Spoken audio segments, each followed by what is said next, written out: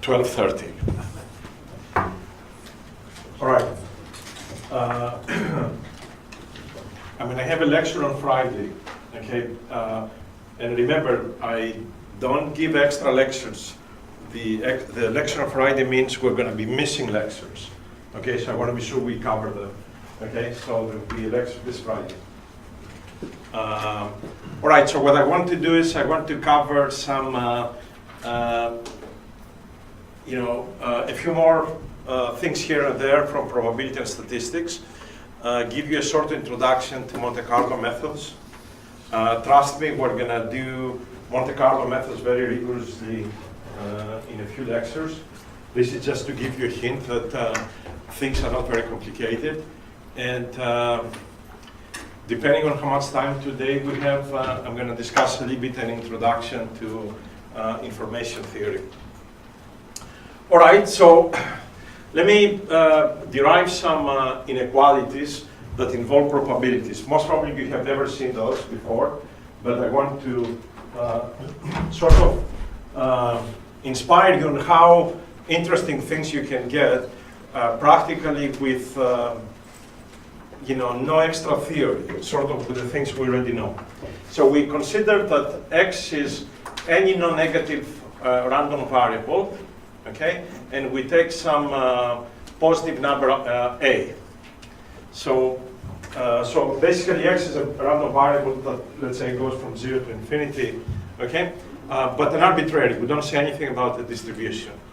So what I want to prove first is this Markov inequality that says that the probability of x being greater or equal to a is less or equal than the expectation of x divided by a. This is for any positive random variable, right? And any coefficient, any constant a greater than 0. It doesn't matter what the distribution is, and the proof is actually one line. So the expectation of x by definition is this. The only thing here that you see, rather than having minus infinity, I put 0 because this random variable is 0 otherwise, right? So this is by definition. Obviously this integral, because x is positive, is greater or equal to an integral from a to infinity. So instead of 0, I put a to infinity. And because x now is going to be greater or equal to a, you get that. So you get p of x dx, which is the probability of x being greater or equal to a, correct? So for any distribution that with another variable being positive and any coefficient a, this is a general expression. Okay, so it looks a little bit interesting, but you may say, and so what? All right. So when I say for any random variable, I can generalize this. For any function f of x that is also positive, I can write the same equation. Because at the end of the day, if x is a random variable, f of x is a random variable, I can just write exactly the same thing. All right, so now I'm going to do only one example, and you can play and do different things. So I am going to take f of x to be x minus the expectation of x squared, okay?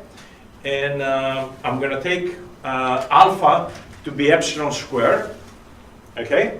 And so let's rewrite this equation. So if I rewrite it, we're going to have that the probability of this being greater or equal than epsilon squared, which is really the same as the probability of this absolute value being greater or equal to epsilon, is less than the expectation of f. What's the expectation of this by definition? It's the variance, sigma squared, divided by epsilon squared.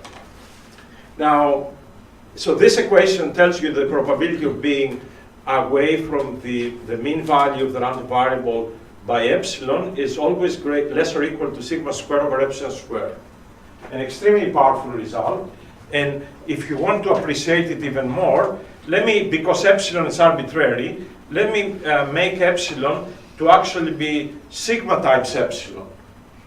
I can put anything for epsilon, right? So if I put sigma times epsilon, I'm going to get that the probability of x minus the mean of x being greater or equal to epsilon times sigma.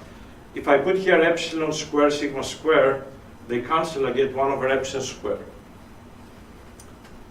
So the probability of being epsilon times sigma away from the mean, regardless of the distribution, is always less or equal to 1 over epsilon squared. Okay? And so for example, if you put epsilon to be 2 here, then the probability of being 2 standard deviations away from the mean is less or equal to 1/4. Think about it, right? This is true for a huge amount of distributions. Okay, this is not for a Gaussian or anything like that. I mean, who tells you that anything else in calculus, all this, this being greater than that is equal to that for any function? Well, here, this probability of being away by a distance 2 times the standard deviation is less than 1/4. Now, you may say for some distributions this is not a very good bound.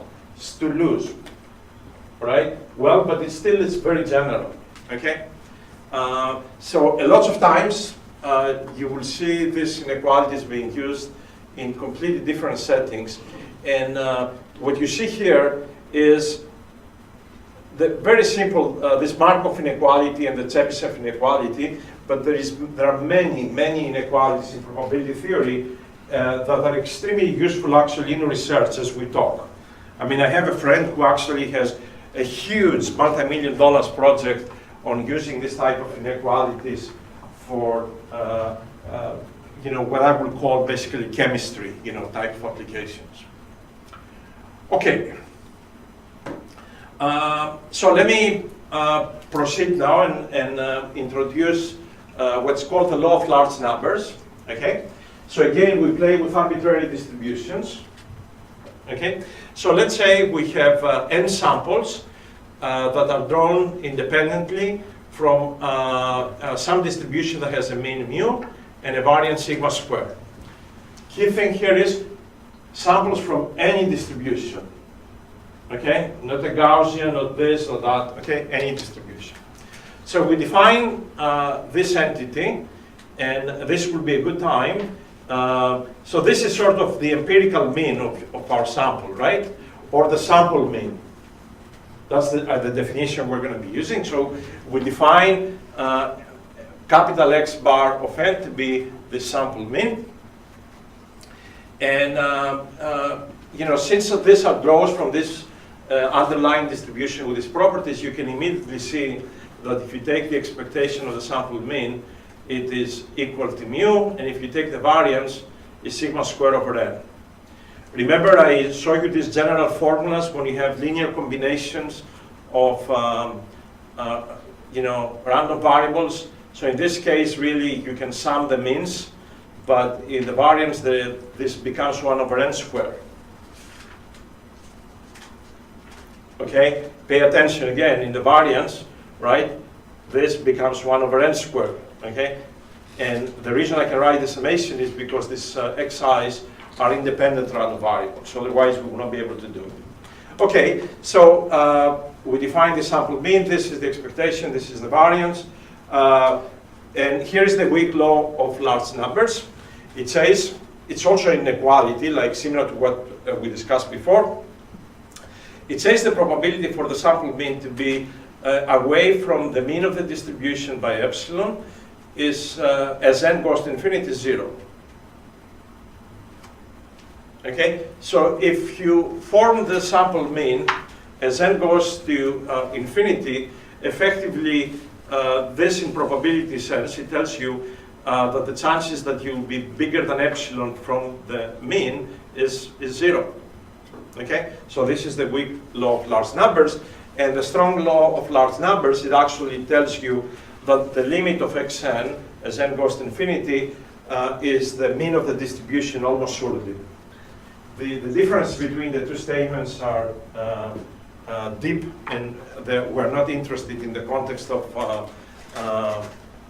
this course, but obviously you can appreciate that this is a stronger statement. That's why it's called the strong law of large numbers. This is in probability space. Nicholas, what? Almost surely doesn't sound that strong to me, would it? Almost surely, because it's a terminology that has to do with probability measures. Okay, it's technical term, doesn't mean anything. Okay. It means a lot of things. Okay, it means a lot of things. So now, how we're going to use this today to show you that this is an extremely powerful law. Okay. So I mean, immediately you can see, right? If you have a distribution and you want to estimate the mean, a very easy way to do it is you form the sample mean, and you know with some confidence, as you take n to go to some big number, that somehow this will converge to the mean. Okay? So we are going to use this today as examples. So actually, let me bypass this slide. Okay? So I'm going to go directly to an example.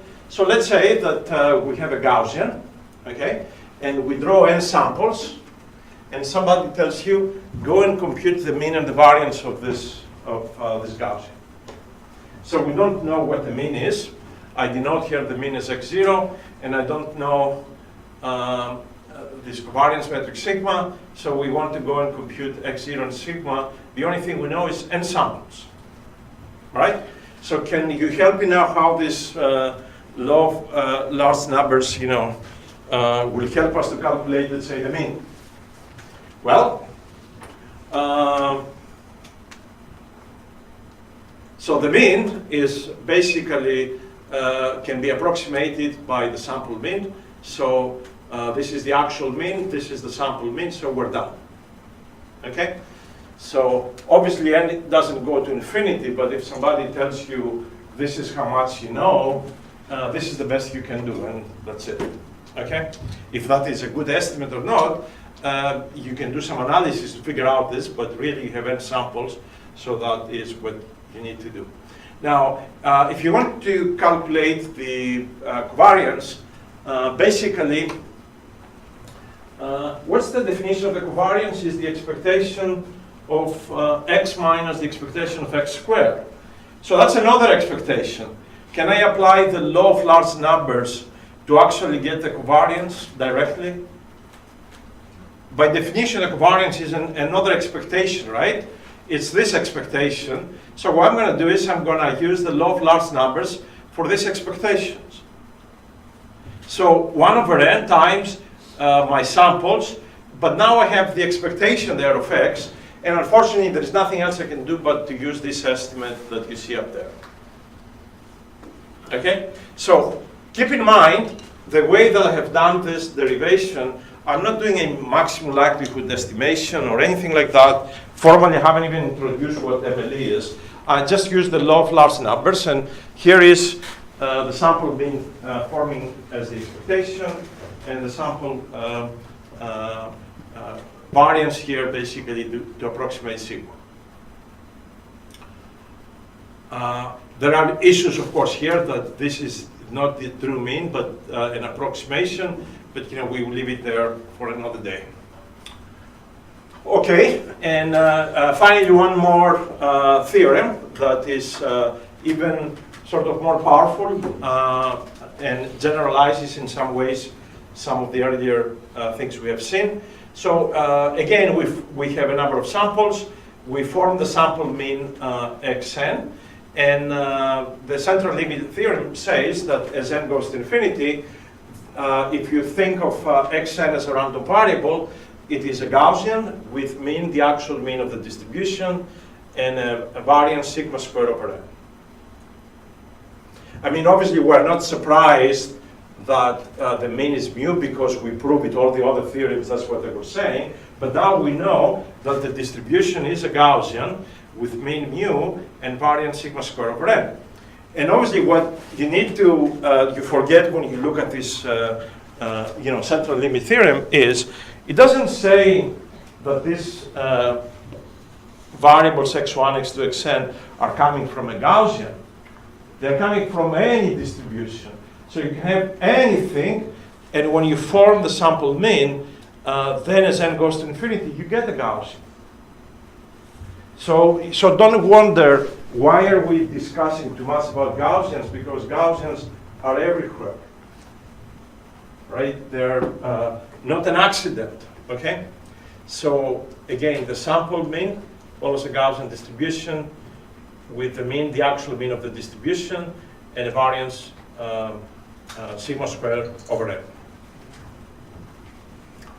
And so, you know, for example, what I do here is you can play with these MATLAB codes.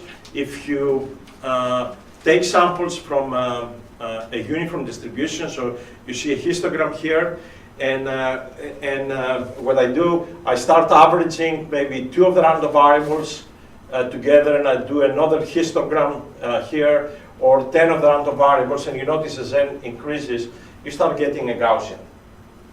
Okay? You start getting a Gaussian. That's basically the same. It's another little program from Murphy's toolkit, you know, and the same result. So let me give you a little bit of sort of a little analysis you can do, right? Somebody can say, well, look, I want to approximate the mean within some error, epsilon. How many samples do I need? Right? If you go and do experiments in the lab, you say, you know, I was told to approximate the mean plus minus epsilon. Can you tell me how many samples I need? And again, we're going to use the central limit theorem. So this is the sample mean. This is the exact mean. I remove the exact mean from there. So I put a 0. So the sample mean minus the exact mean follows a Gaussian, mean 0, and standard deviation sigma squared over n. And I remind you, in somewhere in an earlier lecture, I remember I said something about central intervals for Gaussians. You remember that? If you want to find the region of, in this Gaussian that has probability mass 0.95, it's really, you know, this is, you know, the actual mu, so the variance here, sigma squared over n, is basically plus minus 2 times the standard deviation. Okay, you must probably have used this in your classes, right? If you look on probability tables and you want to find a central interval around the mean where mu bar minus mu is, that central interval gives you 0.95 in probability, you find out that is minus 1.96 of the standard deviation, which is sigma over square root of n, to 196 sigma over square root of n, plus minus 2 basically, if you want to remember this. And obviously because we don't know sigma, I use sigma bar. That's my sample variance, the sample standard deviation, if you like. You're going to have to approximate that sigma from the samples, right? You don't know. So if somebody tells you, can you compute this with accuracy epsilon, right? Effectively, you want this error here to be less or equal to epsilon. So the number of samples, if you take this to be 2 sort of approximately, the number of samples is greater or equal to 2 times sigma squared over epsilon squared. Right? So if I do experiments and I want to have an approximation using the sample mean of the actual mean that is less than or equal to epsilon, the number of samples that I need to take is this. Now keep in mind sort of the calculation, I'm not saying this in the slide, it's a little bit iterative because this requires the sample variance. The sample variance requires to know n, right? So, you know, you approximate this, then you check this. If not, you take another one and, you know, okay? So this is something you may find handy in practical calculations. Now, you know, so with this, a lot of these ideas, right, that, you know, we talk about approximating the mean with, you know, the sample mean, basically, okay? This is really what the Monte Carlo methods are, because in the Monte Carlo methods, effectively what you do is you approximate the distribution I already told you, right, with these delta functions that they're concentrated in each sample. We will formally discuss this, you know, down the road. So these are really Monte Carlo methods. But I want to do something, you know, some other versions of Monte Carlo methods as a sort of early introduction to the topic. Let's say that you have a distribution that is uniform. This is the distribution from -1 to 1. And you want to compute the distribution of y equal x squared. Okay? So a Monte Carlo approximation of P of y will be to take samples of P of x, all right? And then calculate y equal to x squared and take a histogram of the y values. That's basically your distribution of y. That's a Monte Carlo approximation of the distribution of y. Okay? Anything that you approximate to samples is part of this bigger picture of Monte Carlo methods. So I don't know if I discussed this in anywhere in the course. You know, it's a very important topic, right? Obviously, how you come up with, you know, from a histogram to an approximation of the distribution, the way you see with smooth curves when you write papers, right? Lots of journals don't like histograms; they like some smooth curves, right? It goes under this general category of problems that fit under what we call kernel density estimation, and extremely important topic, not necessarily an easy one. It's easy if you look in one variable, but if you try to do this in with 10 variables, it's very messy. Okay. For us, for example, if you're going to fit this to a Gaussian, what you will do is you will effectively calculate the sample mean, the sample variance, and then plot the corresponding Gaussian. Okay, so let's treat that is the case for now. All right, so let me do an application of the central limit theorem and this Monte Carlo approximations. And so my objective is to find an approximation of pi. Okay? Again, we're going to come back to Monte Carlo methods in a very rigorous manner later on, but I want to show you that already you know lots of things to do fancy stuff. Okay? So somebody says, well, you know what? Get me an approximation of pi. So let's do the following thing. I'm going to take a region from -2 to 2, -2 to 2, and I'm going to take x and y to be uniform variables from r is equal to 2 here, from -2 to 2. Okay? So you can think actually of this as an experiment where I'm going to be throwing this on the square, all right? And I'm going to be throwing it uniformly. Okay? So I can hit this region of this circle, for example, or I can hit any areas there with everywhere the same probability. Okay? Now, why I am telling all this? So let's see. Will you agree with me that if I want to approximate the area of this radius here, of this circle, you agree with me, I can write it as this integral? How do you understand this integral? What is I there? How do we call I? Indicator function. So you agree? I mean, the idea here is, I'm going to do my integration of the square, but by having the indicator function, if I'm outside the circle, I don't account for those x and y's. So a good way to get the pi r squared is to integrate in the square the indicator function that x squared plus y squared less than r squared. Okay? All right? Now you say, how is this relevant to compute pi? So, okay, so pi then is 1 over r squared times this integral.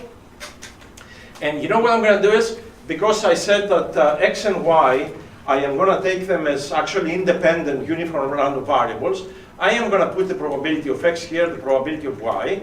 And would you agree with me that the p of x and p of y is really 1 over 2r? I'm sorry, 1 over 2r, all right? So 1/4 really, okay? But somewhere should indicate that in this picture, okay, it's here, r equal to 2. So notice that I put a 4 there. I put 4r squared, and this p of x is 1 over 2r, this p of y is 1 over 2r, because they are uniform. Everybody follows? There is a reason I put the colors, right, to show you that these things, this is equal to 1, basically. All right, so the r squared and the r squared cancel, and pi is 4 times this integral that has p of x, p of y times this indicator function. Now, how can I use all these nice theorems that we discussed to approximate this integral with samples?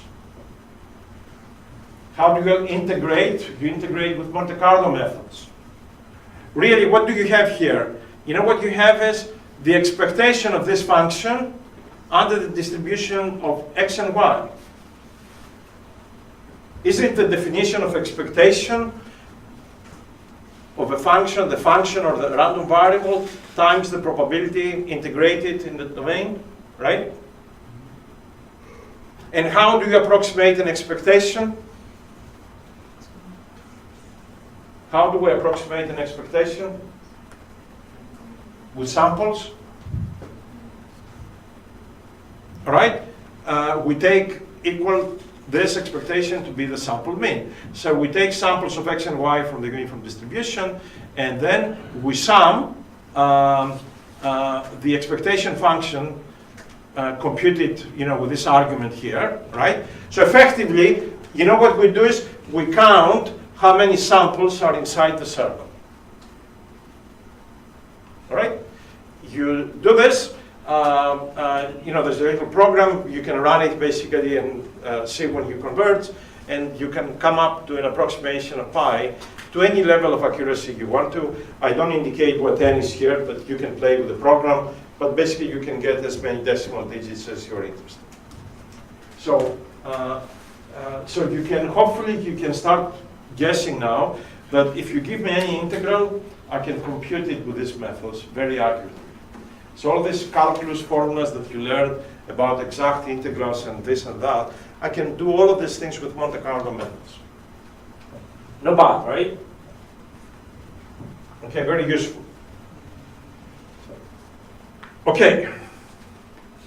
There is more interesting things where this central limit theorem comes, right? It comes everywhere. And somewhere in an earlier lecture, we introduced the binomial distribution, and I remind you, this is the coin flipping experiment, where you conduct it n times, so you flip a coin n times, and you count the number of times you get heads, okay? So mu is the probability in one experiment to get heads, 1 minus mu tails, right? So that's the binomial distribution. And you know what? I believe we had said something that the binomial distribution, when n becomes large, it actually becomes a Gaussian. I don't know if I had stated. Well, if I had not, I am telling you now that the binomial distribution becomes a Gaussian. And you can say, but why? Well, again, this central limit theorem helps us on that. You know what is m? M is x1 plus x2 plus xn. Because these variables x, what values can they take? 1 if they're head, 0 if they're tails. So m is x1, x2, and xn. So m over n follows what distribution? It follows a Gaussian, central limit theorem. With what mean? The mean of the binomial, which is mu. And what variance? The variance of the binomial, which is mu times 1 minus mu, divided by n. So m, if you put n inside, the mean of the corresponding Gaussian is n times mu, and the variance is n times mu minus 1 minus mu. This n will become n squared. Again, don't forget those. N squared divided by n, you get n. So this is sort of a cute calculation that the binomial distribution, again, as a result of the central limit theorem, becomes a Gaussian distribution as n goes to infinity. I'm not going to do this example, right? But you guys read it as a homework. I'm also proving something similar, that the Poisson distribution that is for counting events effectively also becomes a Gaussian, right? And so there's like 2 or 3 slides with some intermediate type of calculations. I'm not going to discuss them today. I don't have all of these things as extra theory. They're sort of extra little examples that you can see the central limit theorem in action. Okay, so if you're interested, read or just look at the results. But this plot shows the Poisson distribution when the parameter increases. It really fits perfectly to a Gaussian and that again comes from the central limit theorem. All right, I'm gonna not revisit this particular thing, but this topic on this slide is coming up later today, so I'm gonna bypass it. All right, and there's another example to noise signals and how you you keep the signal to noise level under control. And again, this is the result of the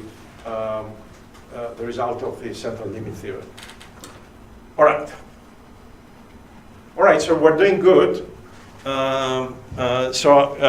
We have 45 minutes to discuss some fundamental concepts about information theory. So this thing should be a little bit abstract, right? And I don't know, do we have any course in electrical engineering on information theory? Anybody knows? So usually, you take the whole course on this topic because if you play with data, this is really a subject of information theory, and our center, where it says informatics, right? So this is a much more powerful name than data, okay? Because it has lots of other implications. All right, so let me put all of these things up. When you have data, right, and you can think of data in high dimensions, one of the things that you're interested is to do data compression, all right? So that's a subject of information theory, but also you're transmitting data, okay? And so you are transmitting data through what is called, the channels, all right? And lots of times I say to people who work in physics, if you use different models, you calculate some data in one model, you throw them as an input to another model.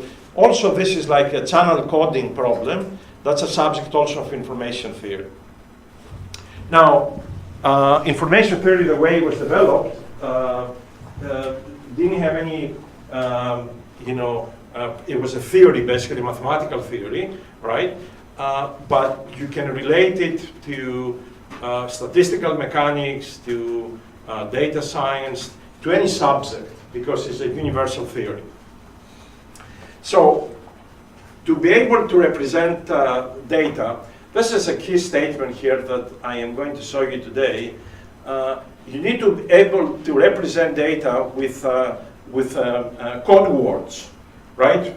I mean, if you do binary things and you say this is 1, this is 0, you need something more complex to describe more complex data. And what it says here, effectively, data or events that are highly probable, right? We're going to need to represent them with short code words. So something that has very high probability needs to be represented with short code words. And a typical example is in any language, the words that we use that come very often in the discussions, they're always very short words. I mean, think of English. Give me a common word. You say the something, that's a very short word. Give me something that comes all the time. Now, of course, if you haven't had a proper education in languages, you may say very often something that's very long, right? For the wrong reasons. But in the way the languages were developed, something that is very probable, or it comes often, it's usually represented with short code words. So this, we will generalize it effectively when we try to transmit the realization of a random variable and it is very probable, all right?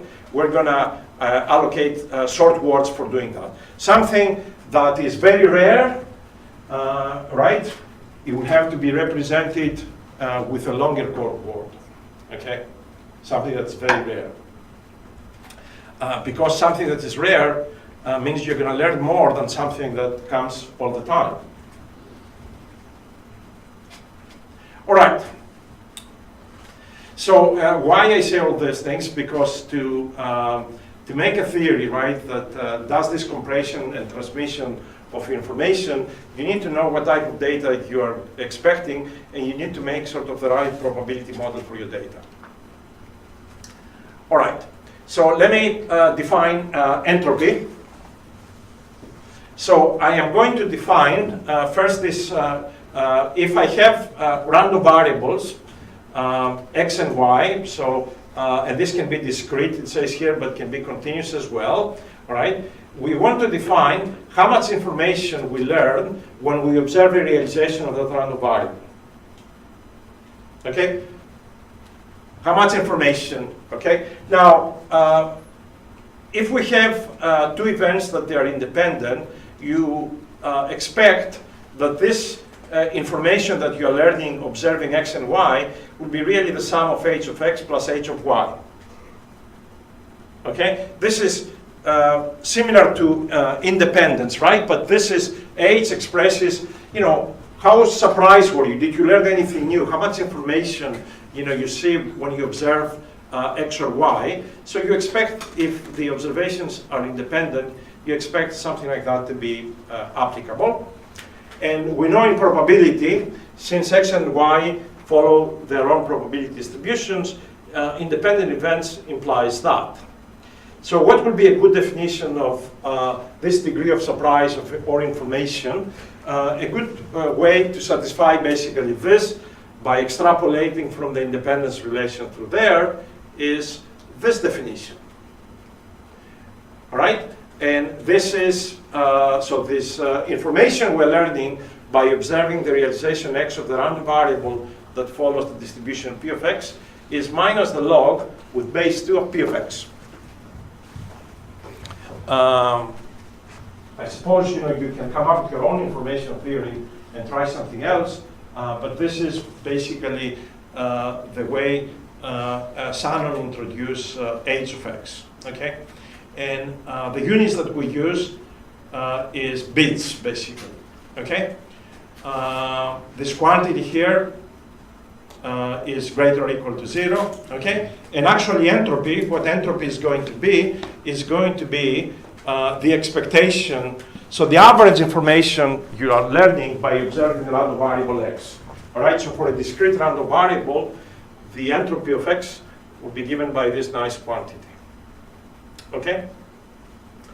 So this is our little h for one observation, and when we average over all the observations, we get the entropy of x, which is given by this nice summation. Obviously, and I think we will see this on subsequent slides, if the variables are continuous, basically, you can generalize this when k goes to infinity, you will get an integral of minus p log of p, basically. Okay?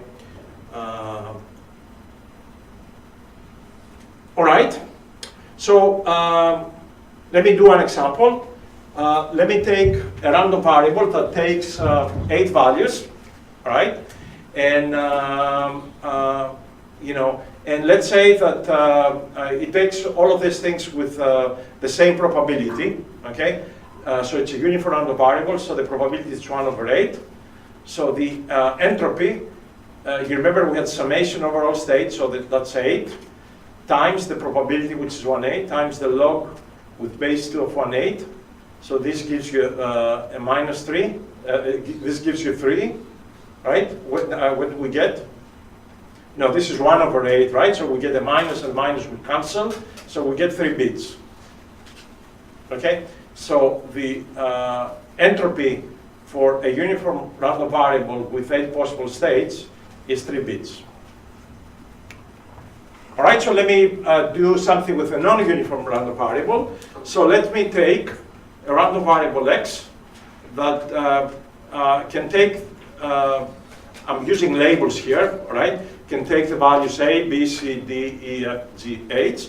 But you notice the probabilities affiliated with this are different. So these are higher probabilities, these are much smaller probabilities. Now, what you see on the bottom, all right, this is what is the code that you're going to represent each of these realizations of the random variable x. And notice the realizations that come with very low probability have very big codes. Okay?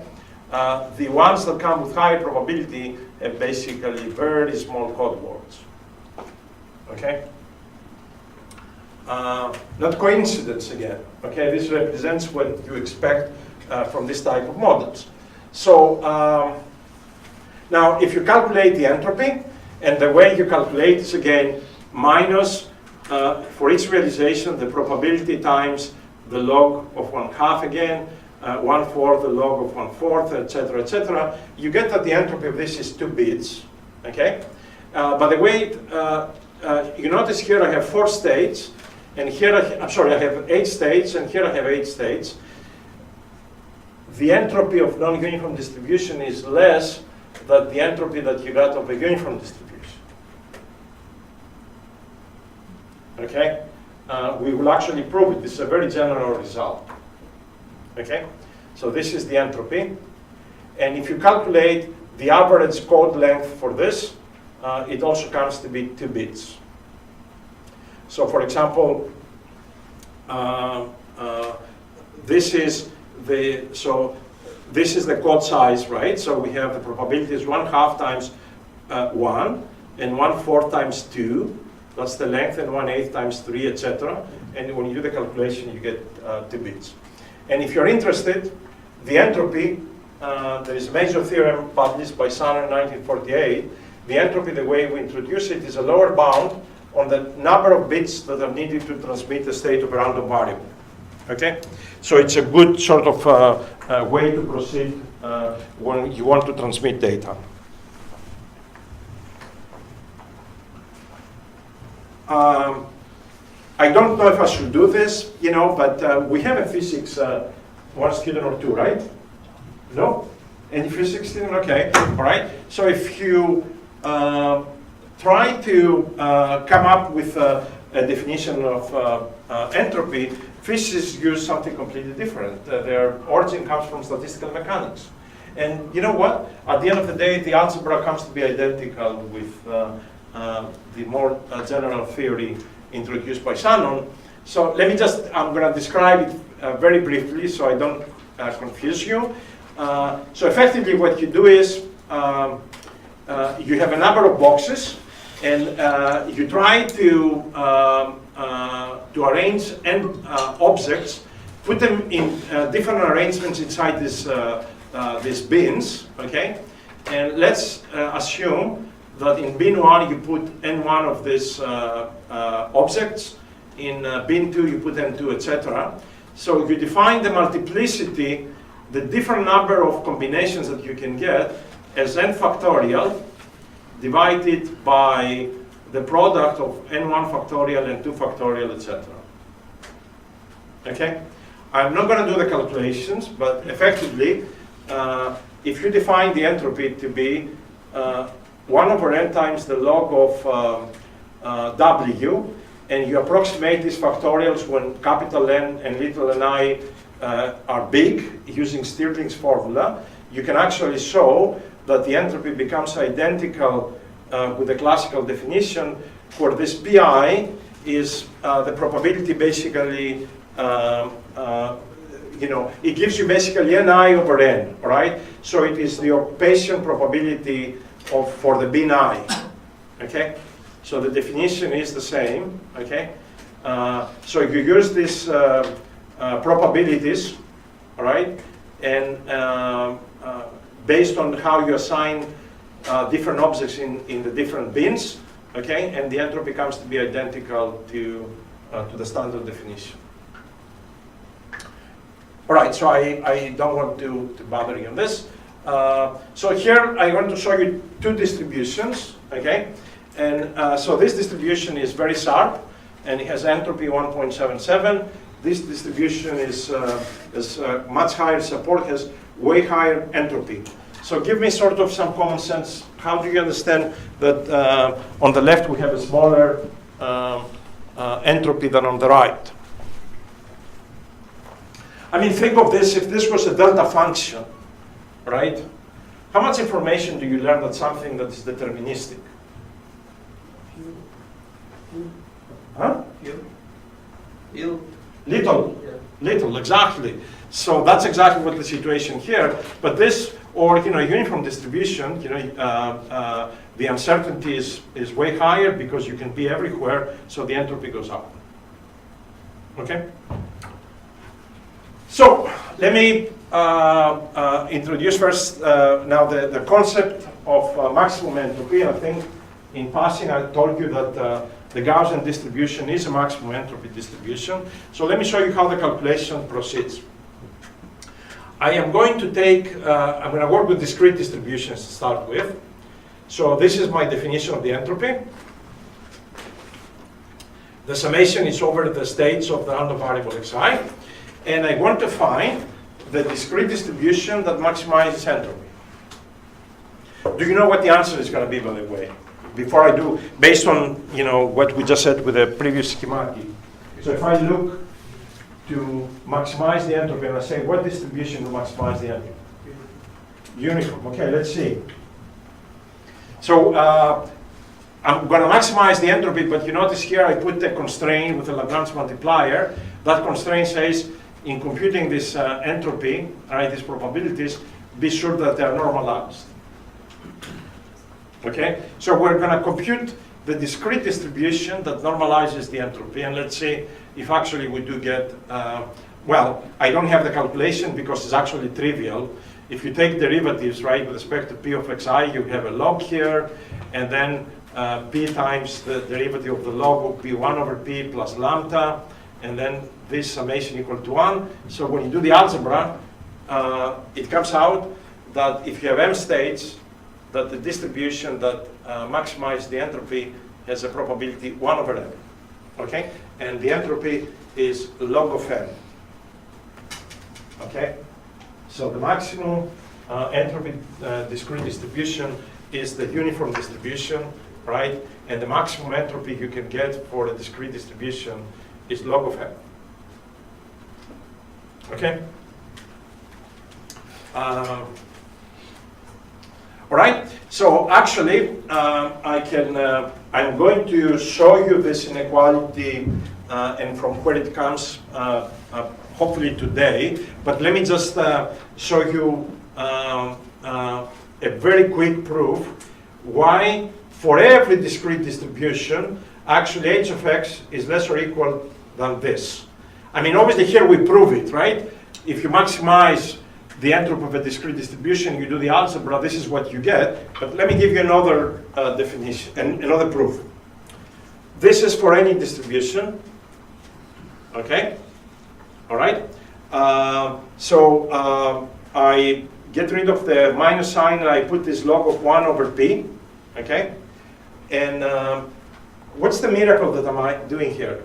You haven't seen this, but this is sort of a very famous inequality applied for the log in the context of machine learning and statistics. Does it look familiar to anybody? So this inequality, the way that you see it here, is called Jensen's inequality. It comes all the time, okay? And effectively what you can do is, you can take this log and put it outside the summation, and then p and 1 over p cancel out, and this will give you m, all right? And this is immediately, you can show the entropy of any discrete distribution less or equal to log of m. I have the proof of the Jensen inequality because we're going to see it very often, so it's coming up later in the slides, but sort of this is another one line but very powerful proof that this is the maximum entropy for discrete distributions.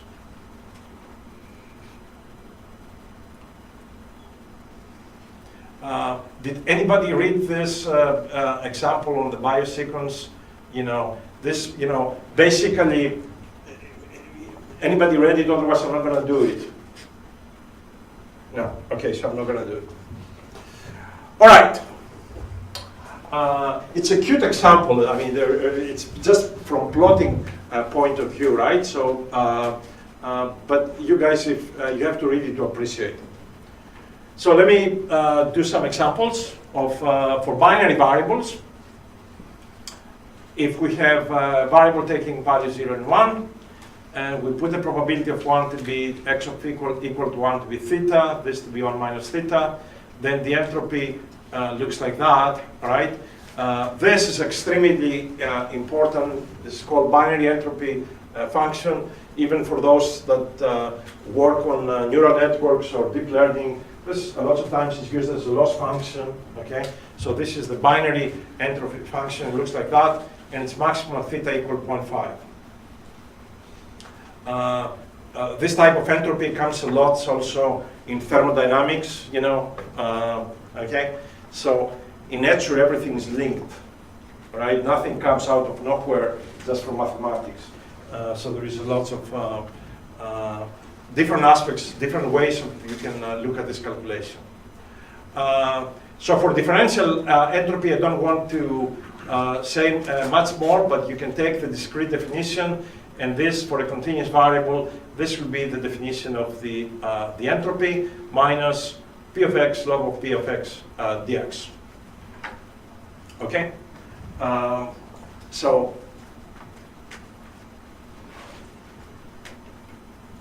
if somehow you try to do calculations, and I'm not going to do this, but if you know the entropy of one distribution and you try to compute the entropy of a distribution y that depends on x, just remember when you substitute here p of x, you try to calculate p of y and you approximate it with p of x, remember that probabilities you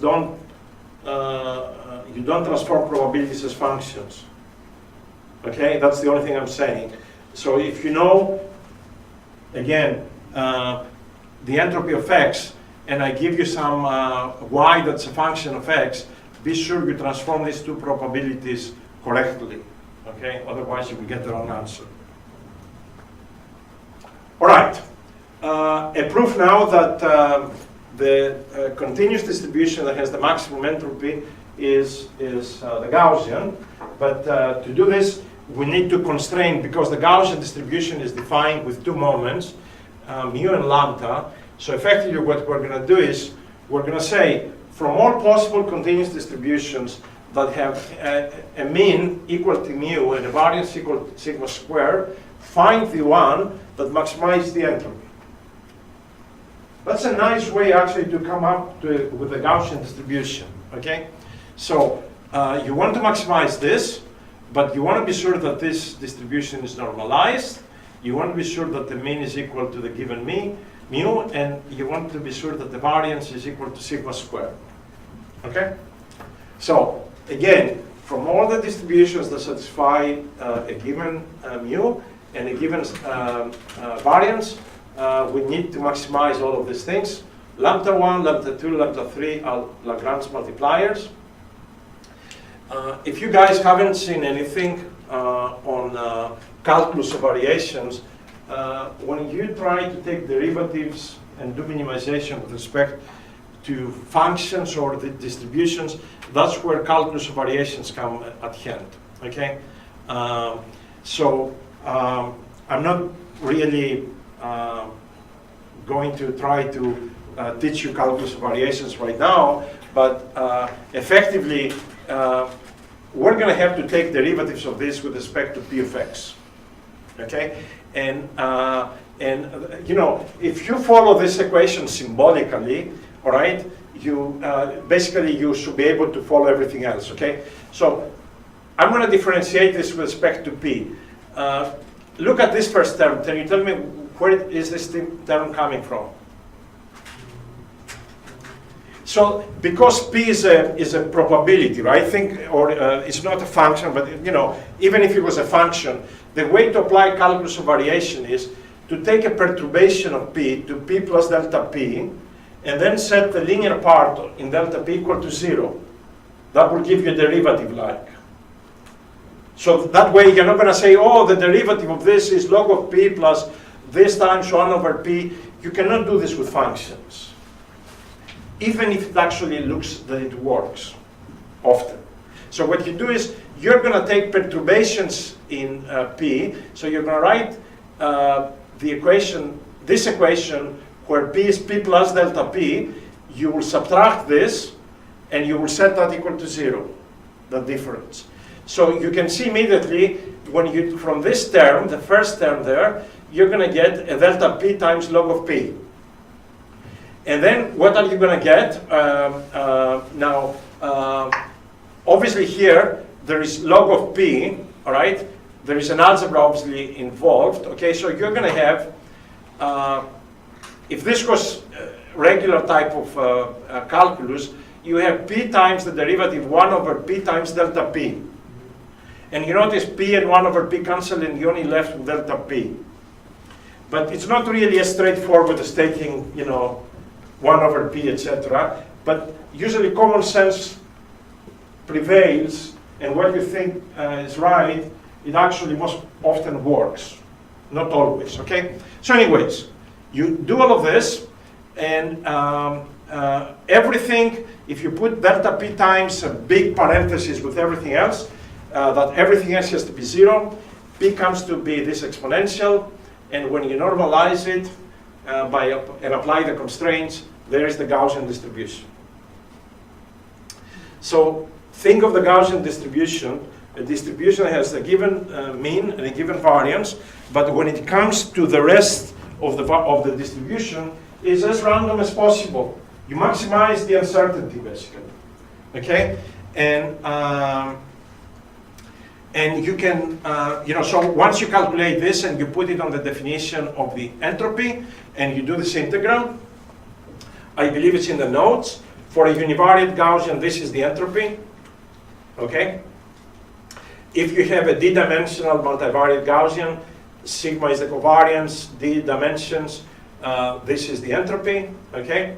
And interesting enough, for sigma squared less than a certain value, the entropy actually comes to be negative as well, which is weird, okay? But this is a handy definition, a calculation for the entropy that you may want to use in Gaussian distributions. All right. So I need to introduce now the KL divergence quantity. So first let me, before I give you an information theoretic way, tell you where and how you're going to be using it, not just in this course, but in every other course. So the KL divergence is really a distance between two distributions. And why do you care about this? So let's say P is the actual distribution, and you want to approximate it with something that it's easier to do calculations with.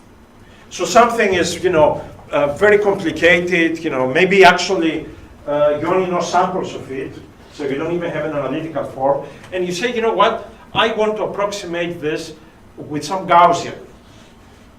And then you say, what Gaussian should I use that is as close as possible to P? Well, you need a measure, right? And you have a Euclidean distance. The other day we talked about the Mahalanobis distance.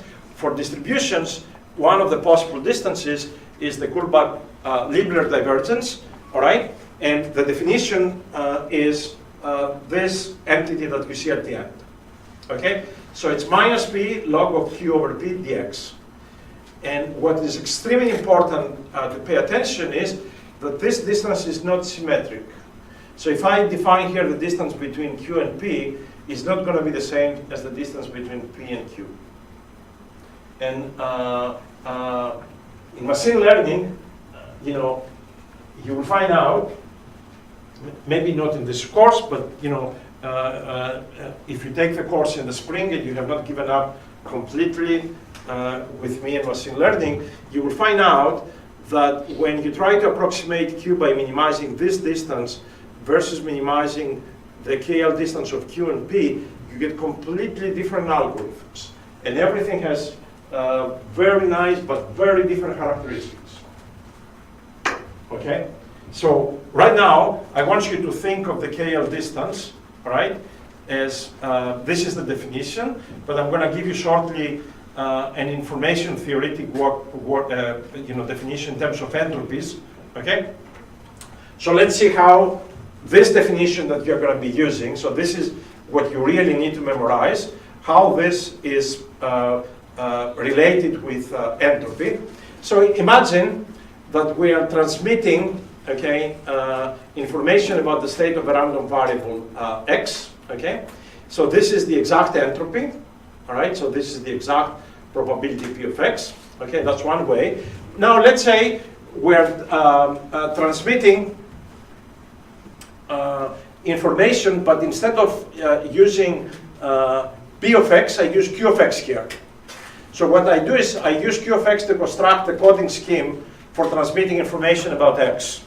So I use not the actual P of x, but an approximation of it, which I call it Q of x. So if you take, so here you transmit Q of x and you average with respect to the actual distribution. Here you transmit P of x and you average it with the exact distribution P of x. So when you put the two things together, you basically get this KL distance, okay? If this again is confusing, this is what I want you to remember because this is what we will be using. But this has its own definition, and it comes with the name cross entropy. For entropy, we have the same distribution in the log and outside, right? So here we have log of Q and we average with respect to P of x. That's the cross entropy. By the way, these are not sort of abstract theoretical entities. There is no way you can do anything that involves, you know, for example, variational methods in statistics without seeing this and working with this daily. So it's not sort of, don't want you to get the impression that I'm bombarding you with useless entities, because really everything is about the KL divergence, even though when you become an expert with KL divergence, you may decide that is not very good distance. And in that case, the distances you need to employ will be even more complicated. Like, that's a very, sort of the last 10 years, lots of research. For example, people don't like to use this distance for distributions defined in networks because they have problems. So there's lots of extensions of the KL divergence. All right, so I gave you, this is very important message. The KL distance is not symmetric, okay? All right, so the way that I introduced this here, the way to remember is there's a minus sign, P and P up and down, and the distance between P and Q. If you look on Wikipedia, and I actually literally I give you the calculations in the notes, you can find the distance between standard distributions already done by others, so you don't have to calculate them. So if, let's say you have a Gaussian, and you want to approximate with another Gaussian, okay? You know, so basically the KL distance between two Gaussians is given by this nice formula. The only thing you need to know is the means and the variances of the two distributions, so that's handy. If you have two multivariate Gaussians, the algebra, again, nothing complicates on this slide. I'm not going to bother you. There is the KL distance. You remember I was telling you that in statistics, one of the fantastic thing is you start with the sum and product rules of probability, and somehow formulas, they start looking very complicated, right? And you say it's statistics for me, all right? I noticed I was following yesterday of the course of a friend of mine in one of my former institutions, and he's teaching a course in an advanced course in machine learning, and he said only students that took grade no lower than A- in all previous machine learning courses can take the course. And he put the big title, says this is for the few special ones. So I need to call him how many students he has, but you know, he basically wanted, there is such a demand for these courses, even though they are complex, that he has the luxury to say, if you haven't had previous courses with a grade of A-, cannot take my course. If I do this right, the whole class, bye-bye. We don't have this luxury. I would love that luxury, but we don't have it. All right. again, you know what? I don't want you to look at this formula and say, wow. The idea is somebody did the calculation, right? Now, if tomorrow you need to do this, right? Maybe take 5 minutes and look, and you realize, okay, you plug in this, plug in that, I see this, etc. There's the answer, no problem, okay? So, all right.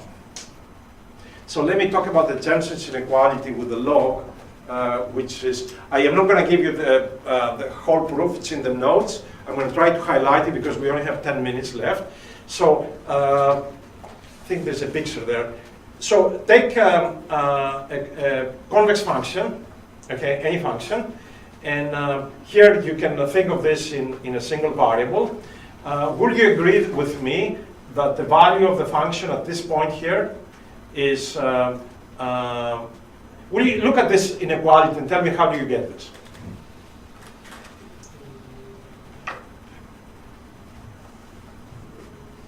Really, this inequality here, it is another way to express that this function is convex, okay?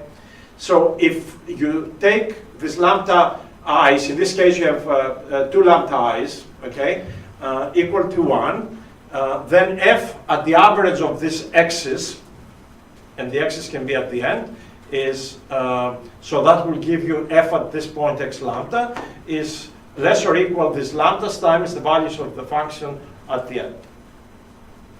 It's an expression, literally, of the convexity of the function, and I do give you the proof of this, actually, in the notes, okay? So if you have not seen it, for any convex function, this is true, okay?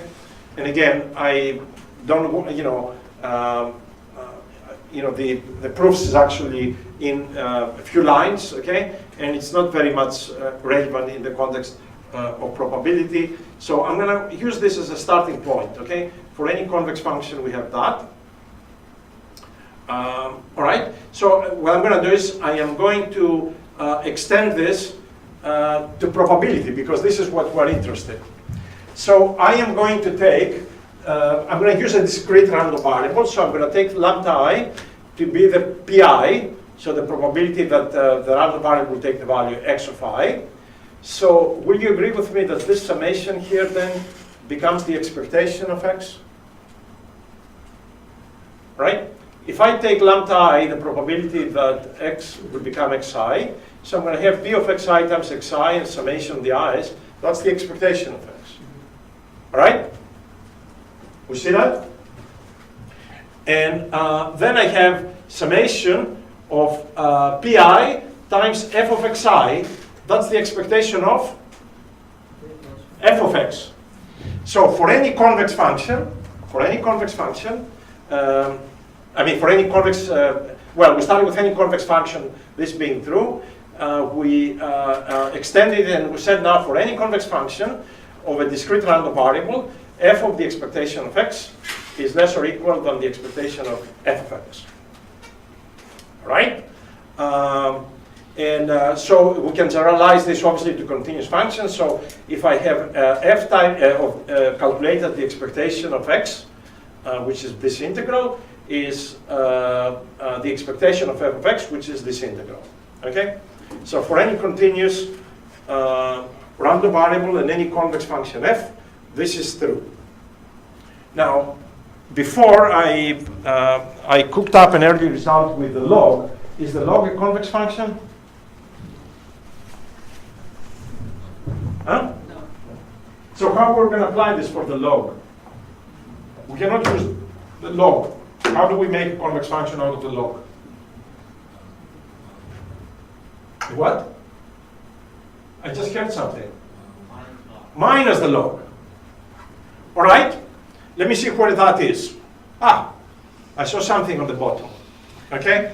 So, so what we need to do is we need to reverse basically the sign. So let me see if this is written somewhere. So how will it look like?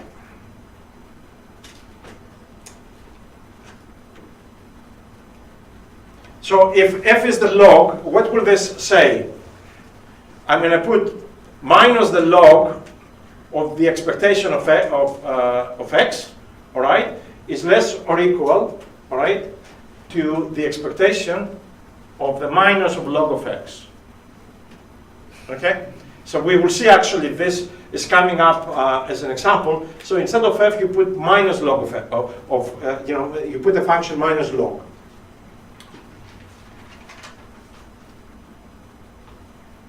Okay? So I have an example actually. This is when, it's not going to be very useful in the context of machine learning, but I notice it in it involves the log, all right? So treat this just as an example. So what I do is I have this arithmetic and what I call geometric mean of a set of random variables, right? So this is the geometric mean. This is like our sample mean, okay? So we're going to try to apply this Jensen's inequality to compare this arithmetic mean with the geometric mean. So let's see what how the calculation goes in one line. If I take the log of the geometric mean, 1 over n will come down, will be log of the product of the xi's, okay? Will you agree with me that this is the same as 1 over m summation of the logs of xi? Just log properties, nothing else. And here is now Jensen's inequality. Forget the 1 over m here. I have summation of the log of xi. You know what I can do? Think of 1 over m. You know, when I write this like that, actually, the 1 over m, you know how I treat it?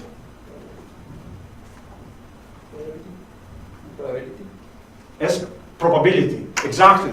I treat this as the uniform probability, basically, because I can do anything I want, right? So effectively, here what I have is like having the expectation of the log of x. All right? So, so what I do is this with the Jensen's inequality. So let's see here. We have the expectation of the log of x, okay, is less or equal than the log of the expectation of x, all right? So this would be less or equal than the log and the expectation of x, which is 1 over m times xi. Okay? So, so this is the log of the geometric mean is less than the log of the arithmetic mean, and then basically from there you get that xg is less or equal to xn. Again, just a simple application on how this Jensen's inequality works by basically extending the original inequality that's applicable for convex functions to the log domain by using minus log, basically. Okay. All right. So let me use another application of the Jensen inequality for the log to prove to you that this Kullback-Leibler distance is greater or equal to 0. Okay? This is actually a great application. So obviously, if you're going to define distance in any space, right, it has to be positive. Okay? So the distance between P and Q by definition was this KL definition. So what I have here, you know, is I have, this is minus log, all right, but I have basically the expectation of this function here. You see that? Right? So I have a function log n of this, okay? And I'm treating this minus log, which is convex, okay? So this is greater or equal, all right? You can see, if you have the expectation of a function, all right? This is greater or equal than the function computed the expectation, and my function is minus log. So minus log, and what is the expectation here?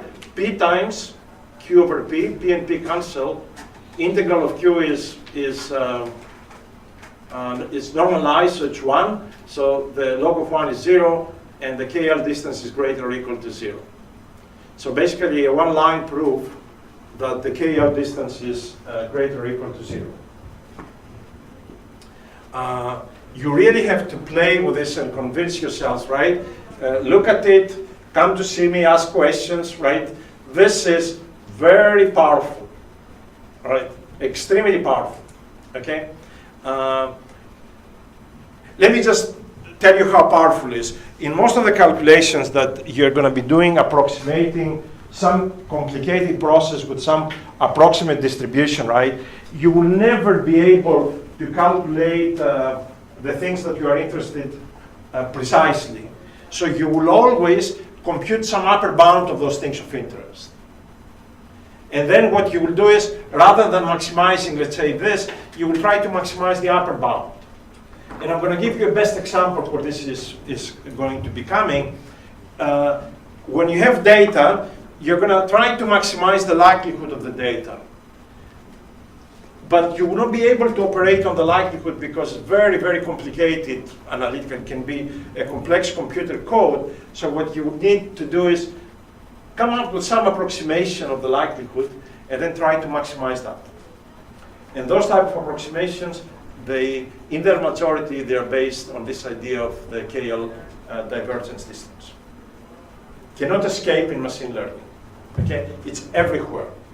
Okay, so the KL distance between two distributions is greater or equal to 0. Basically, we're done, and I can also say that just to finish, and they are basically this distance is equal to 0 when p is equal to q. So what we will do tomorrow, I'm going to try to finish the slides, define the concept of mutual information, and a good way to define independence of random variables. And then I'm going to start literally forcing myself through some of the topics necessary for the first homework. Okay? And so I will see you tomorrow at 11:30.